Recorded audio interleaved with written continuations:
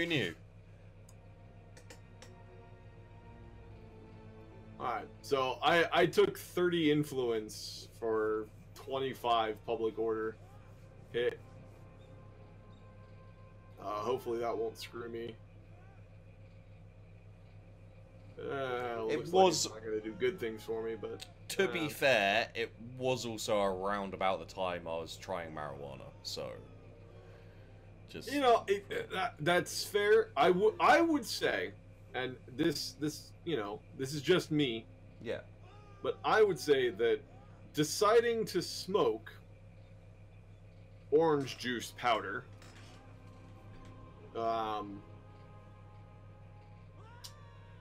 is marginally more odd than deciding to smoke marijuana, which is designed or at least intended to be smoked. Yeah, I mean you can eat it as well. Yeah. So I hear. So I did in times of dire need, I did consider the possibility of smoking matches and wood. But again, those are not actually designed to do that. No, they're not. Which is why inevitably I didn't try. It doesn't mean I wasn't like, if I like lit a match and then tried to smoke it, I wonder if it would work.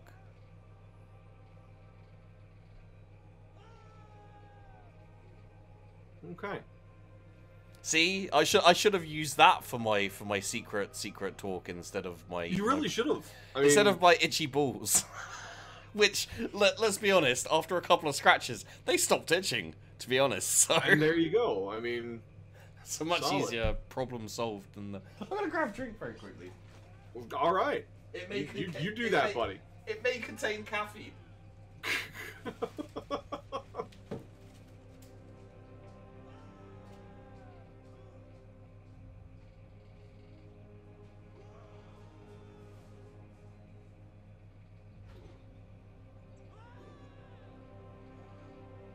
You snorted country lemonade powder mix back in high school. Everyone does stupid shit at times. That's true. I will say that I am surprised that I don't have diabetes because. So I watched Scarface at a young age, and didn't quite understand what cocaine was. Did you snort sugar? I did. Because in America, and I'm probably sure other places, they have sugar in sticks. Mm.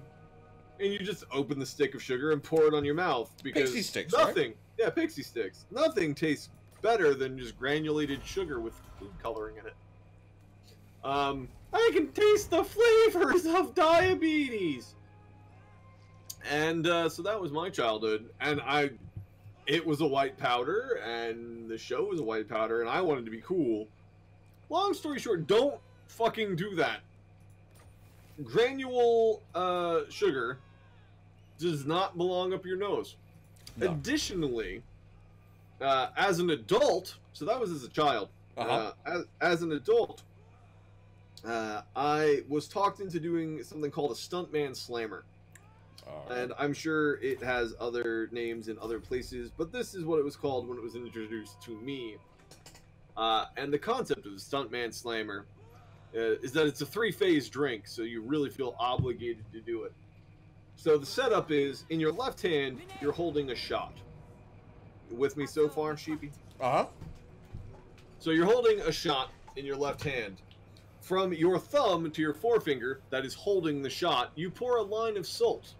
Press play. Still with me? Yep. In your right hand, you hold a slice of lemon. Okay. Now, how this works is you snort the salt, then you take the shot, then in the same side where you snorted the salt, you squeeze the lemon into your eye.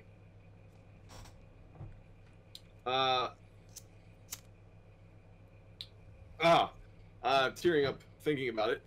The lemon goes through your eye duct into your nasal cavity, meets up with the salt, and just makes your life pretty fucking terrible.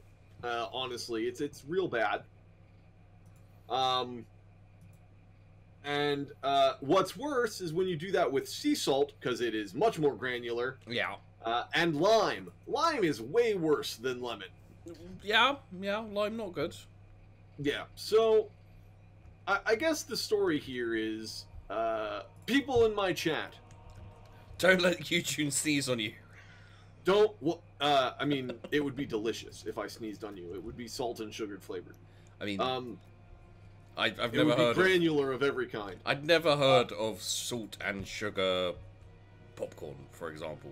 You know, it's one or the other. You don't do both. Listen, you mix salty and sweet, and it's a delicious flavor. I disagree.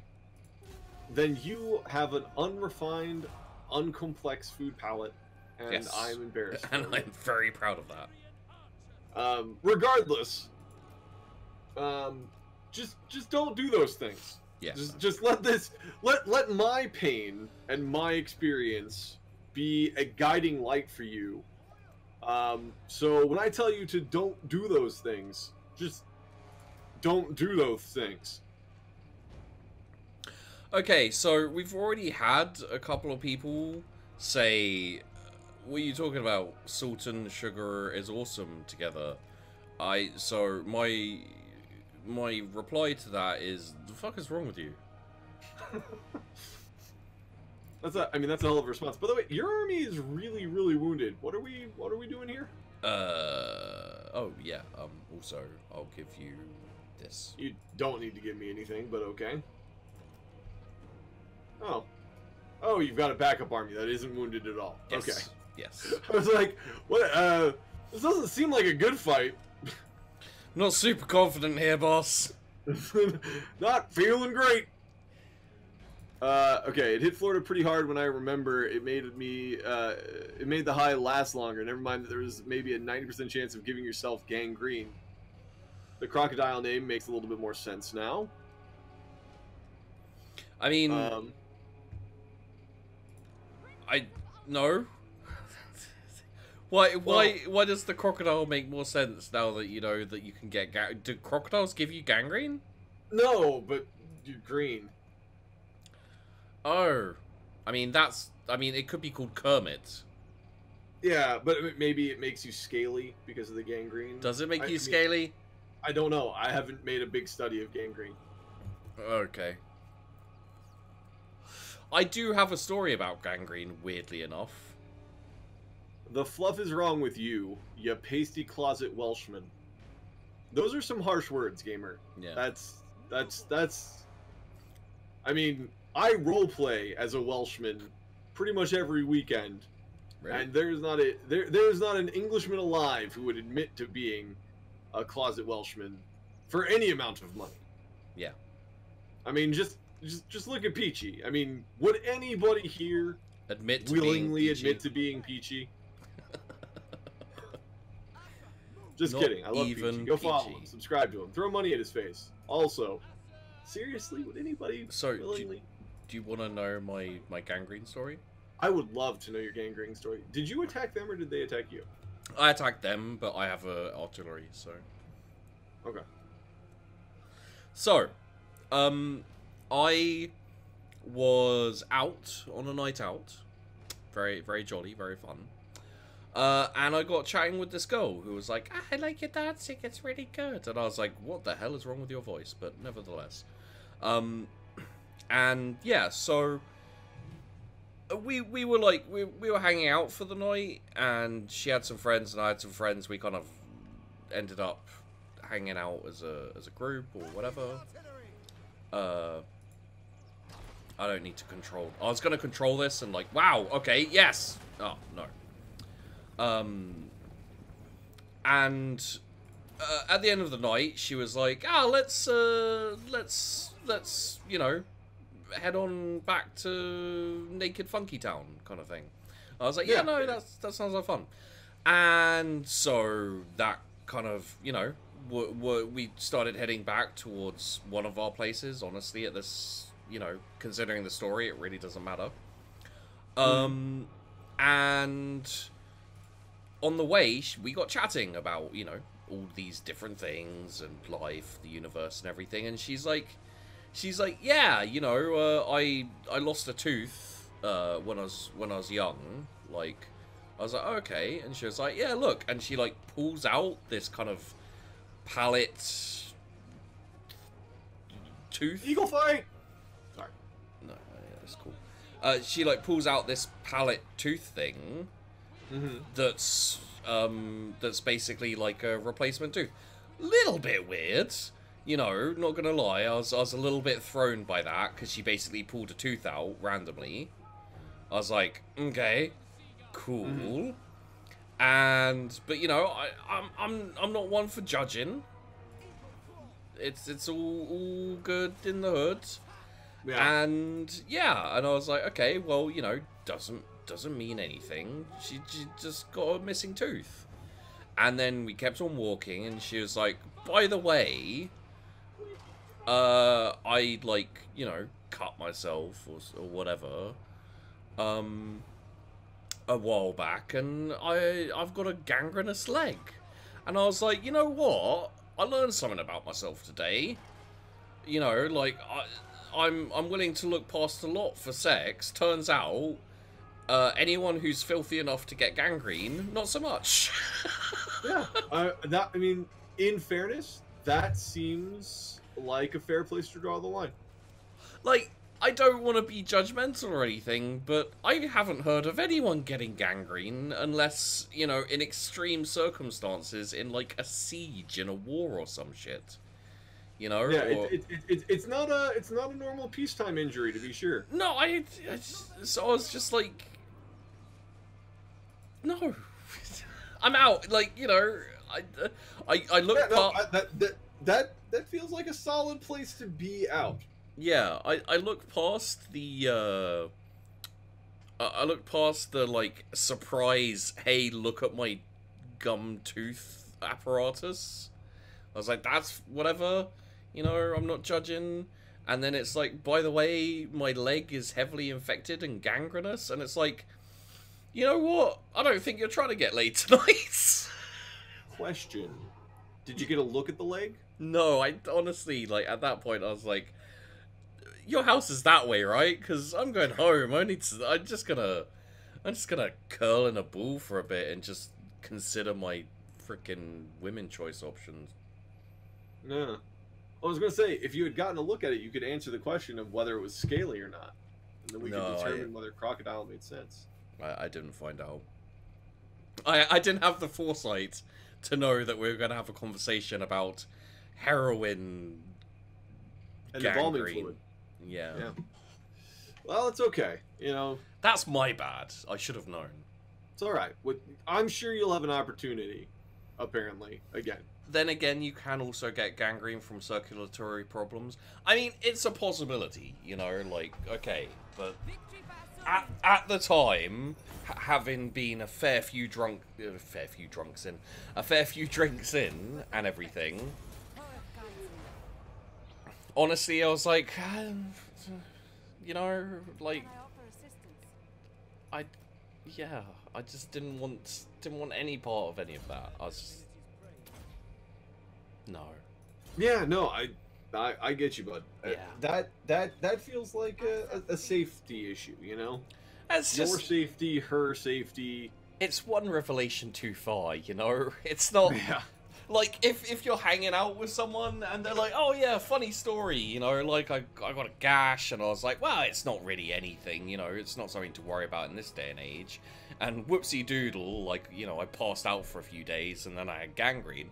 I'd be like, oh, that's weird. But when you're in kind of a sexual, pseudo-romantic situation with someone, you don't go, oh yeah, one of my left testicles is infected and might fall off at any moment, because it just kills the mood, really. Fair. May I ask you a question? Yes, she didn't have testicles. Not my question, but good to know. Okay, well, it's just from my little bit there, I thought you might... Yeah, would you have preferred for her to not tell you and find out, like, you're committed, you're in it, you're at your place, her place, doesn't matter, you're at the place, you know, little sheepdog is out and ready to soldier forth, and you drop her pants, and boom, gangrenous leg, and she's like, "Oh, forgot to tell you, bit of a gangrene problem." Yujoon, have you ever heard of the phrase "staring into the skid"? Yeah, I've heard it. I've heard the phrase. No one tries to skid. But if you're Does that mean you would've just kept going? Yes, if you're already skidding, you don't pull out. You don't pull out of the skid. You steer into the skid. Okay, so I'm just making sure that we are clear here. The problem was not that she had gangrene on its face. The problem is that she told you she had gangrene before you were committed, and you went, "No, I'm not committed enough here." No, but I if wasn't. you were pot committed, gangrene is not a deal breaker. Look, I am extremely happy for how that not allegory, for how that what's it called when you like I can't remember now. The way I described the skid and with the pull out and everything, it worked so well. Metaphor? Yes, I'm very, very happy with that metaphor.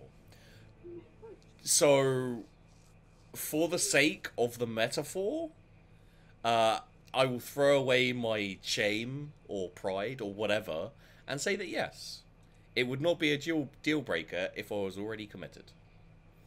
In reality, I don't think I'd know about that until it was tested. You know, if it's just like a little bit of gangrene and it's not bad or anything, I'm sure it'd be fine. If it's, you know, if it like smells like a toilet that hasn't been attended for a year, I think probably my sense of smell would deal with the issue by itself.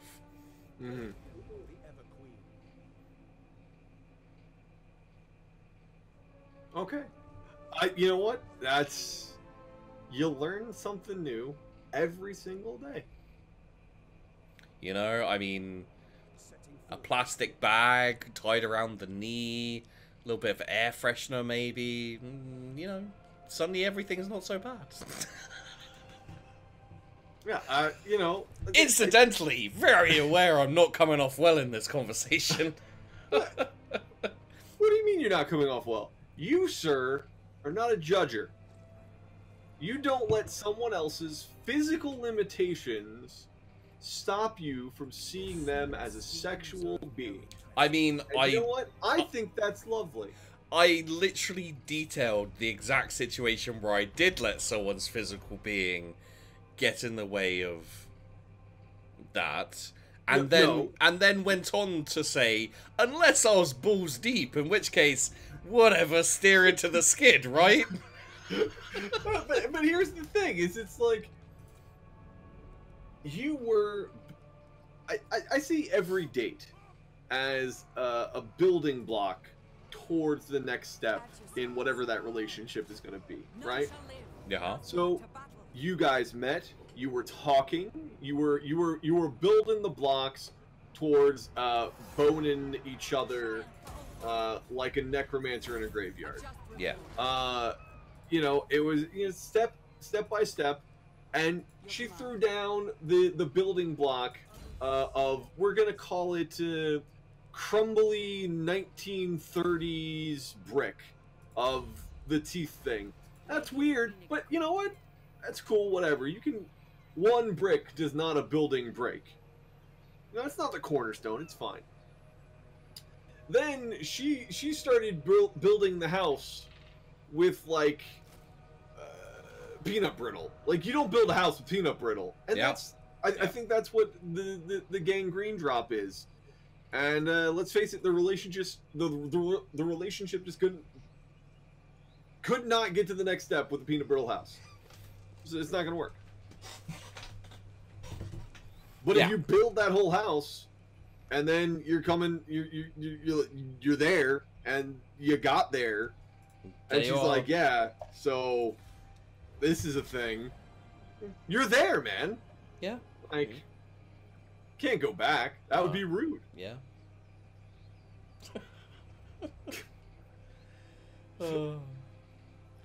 It's at moments like these that I'm glad that sensitive souls, for the most part, don't watch my videos. You know, just like... One of the things I'll say, actually, about people watching me, like, especially when I'm streaming and stuff like that, is, like, I will be doing a stream and be very, you know, I'm just doing my thing and being actually, for once, inoffensive and just talking about the game and stuff like that. And, you know, it's all good and everything. And then someone asks me a question that gets me going on, like, a fairly... I'm not going to say horrific, but a fairly offensive rant where I'm talking about shit that's political or, you know, social or cultural or whatever. And suddenly I see my numbers start ticking up and staying up.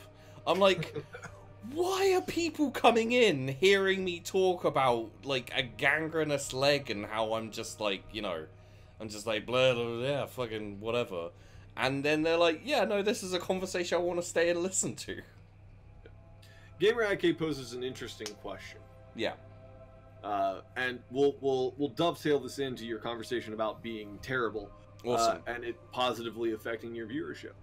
The question is, since gangrene is decomposing flesh still attached to a living body, would that have made the sex necrophilia? Do you fuck the wound? That is my exact question. Was that what you were thinking as well?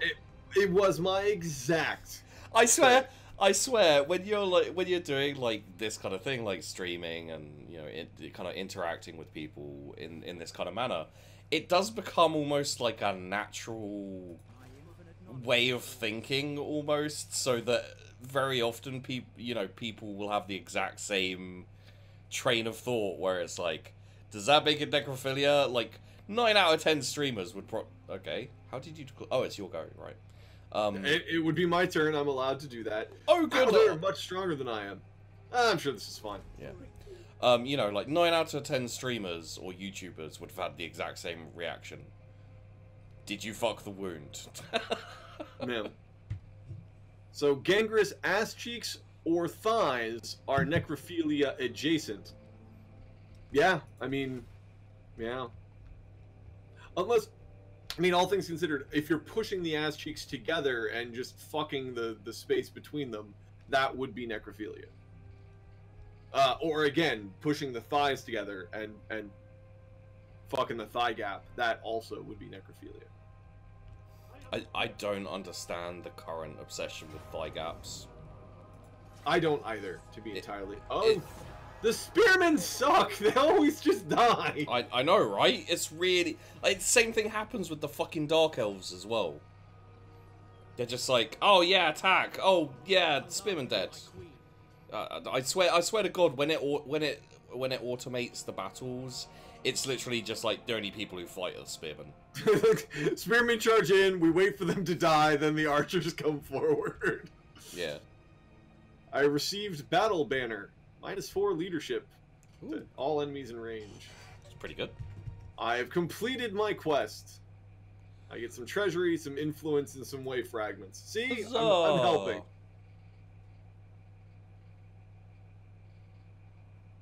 Construct one of each of the following buildings. Shrine of Azurian. I did that already.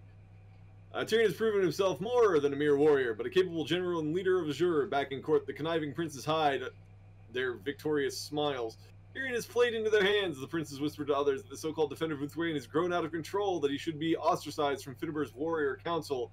They say that all this while sipping the finest wine from silver chalices and secretly agreeing to reconvene in Safari. Safari don't exist, friends. Of course, even as those nobles bask in their self-congratulatory hubris, they forgot that while Tyrion is no politician, he is certainly no puppet either. It will soon be time to teach these fools a lesson in manners, and he will not need Sunfang to do so. Well, I built that thing, so do I just automatically get that? Sure? But I already have a Shrine of Azurian. I guess next turn it'll give it to me. Spearmen are cheap for a reason. They're battle fodder. I never think of any of my people as battle fodder. Except for spearmen. Fuck those guys. Charge bonus for chariots. Boo. Leadership for Lothran Sea Guard. Haha. Dragon units. Ooh. I don't need that now, but that would be so good later. So let me ask you a question: are Lothran Sea Guard something that you keep in a like an elf army for a long time, or no? I don't. I mean, the Lothran Sea Guard with shields, as long as you have the money to afford them, I can't see them replacing the core of your army. You know, them being replaced by anything else. So, the core backbone of the High Elves. Okay, yeah. So I think I'll go dedicated to Mathlon. That'll give me melee defense +3, leadership +5 for Lothran Sea Guard units, and upkeep -5 for Lothran Sea Guard units. Yeah. It also gives me income from ports +1%. No, that's pretty good. That's a good choice. This choice is good. Yeah, I'm gonna do that. To Sarathi. You just took this city, so you can't actually move. No, get back in there. And we didn't sack it like we normally do. Ooh, interesting. Exotic pet store. Recruitment costs for Great Eagles, Phoenix, and Dragon units -25%. Fancy. I've got a fully tiered one of those already. Nice. Nice. Nice. Nice. Can't remember if the dragon affects the Dragon Knights, though. I think it does. It will say there was Dragon something Knights. specifically for Dragon Knights, so I don't think it would. Yeah, no. I could be absolutely wrong on that, but I need to build a promenade, so I will build a promenade. A promenade! Kaldor province is designed for the recruitment of dragons. Well, cool. Then I will take this province and recruit fucking dragons.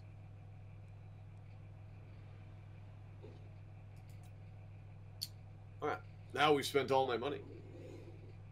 Yeah. And now is your turn. Is your turn, friend? Oh yeah. God, the cult of pleasure. They've confederated. Ah, boop. Ah, poopy. So I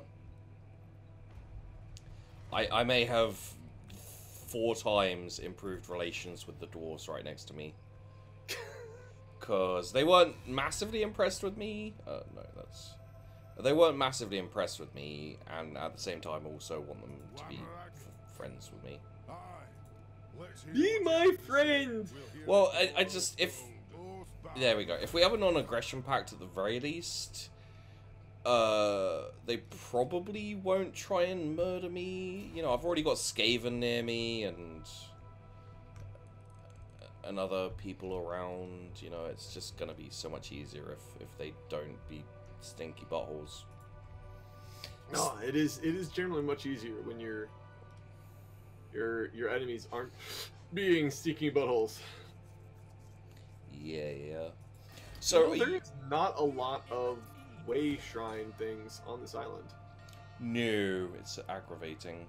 It's especially aggravating because the elves are always, the high elves are always the first ones to start their frickin', like, you know, oh, yeah. let's go. Maybe we just, like, I haven't explored it, so it's not showing, but, like, literally the only one I see is Val's Anvil. Well, it's Chambers of Visions here. There is one, I think, up the north somewhere. Like, maybe around...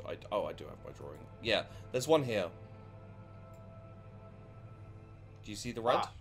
Yeah, I got it. I see the purple going up in the sky. Yeah. Still, that seems like so few, given how annoying this island is. But it's fine. It's fine. It's fine. Do you wanna do the save here and... Because sure, we've hit the 3 hour. We've hit the 3 hour mark. So. And you be tired. Yeah, I'm starting to feel the lethargy set in. It was all that exciting talk about gangrene, fucking just, you know. Yeah, I mean, took it right out of you. Yeah, just It always does. Every time I tell that story. So people on my YouTube videos, don't forget, Yujoon is in the description of each one of these videos. Give him a follow, give him a look. Currently he's playing Hand of Fate 2, which I did one episode on my channel, realised that people didn't want to watch it, or I was too late, and said, fuck it. Fuck it. But Yeah. it's a pretty cool game, so if you want to see it played properly, Yujoon seems to be doing pretty well with it. Quote unquote properly. although I haven't started the High Elf series, and the Skaven series still has a few videos left. So by the time this comes out, welcome to 2020. Yujoon's probably playing Assassin's Creed 57. Do you play Assassin's Creed? I have not streamed any of them. Oh. Well, you could be playing. It's 2020, so hi, people of the future. Assuming that we are not in a post-apocalyptic wasteland and you're not some weird barbarian speaking a foreign tongue, finding this on some devil box. Hi, I'm Yujoon. I'm probably still playing games from 2015 because that's how shitty I am at beating games. Yeah. And how long my backlog is. You will be able to find me by following your heart. Just follow your heart and click around the internet. Believe in the heart of the cards. Yeah. And pull So that. left past the freaky gangrene porn, and a right on to Adorable Animal Avenue. What's Yu-Gi-Oh's favorite card called? It's like Blue Eyes White Dragon or something. Yeah, I mean that sounds right. Yeah. That sounds like an undefeatable card. So. Yeah. Yeah. But I reveal my trap card. Oh no! Reaction shot, reaction shot, reaction shot, reaction shot, reaction shot, reaction shot, reaction shot, reaction shot. Ooh. You know, But your trap card has encountered my trap card, which only traps other traps. That was your last gambit, Yugi. What will you do now? Oh no! Oh no! I only have one option left. Grandpa, what should I do? My Desert Eagle. Grandpa's Bang! dead. This is Grandpa's deck. He built it with his whole heart and soul. Yuribo? What does Yuribo do? This card is trash. It won't help me. But Grandpa put it in. It must have a purpose. Yuribo, go! You're dead, Yugi. Did you hear, Oh no! did you hear my Desert Eagle joke? No. Oh. I said, oh no, I've only got one option left. My Desert Eagle, and then I shot the dude. I don't know why they don't do that more often. Honestly, it seems like it would solve a lot of problems. Desert Eagles are hard to find, to be honest. You'd be better off going for something a bit more, a bit less huge and chunky, you know. Well, granted, I meant just shooting the enemy. Oh, right, yeah. But... yeah. So, anyway, don't forget, guys.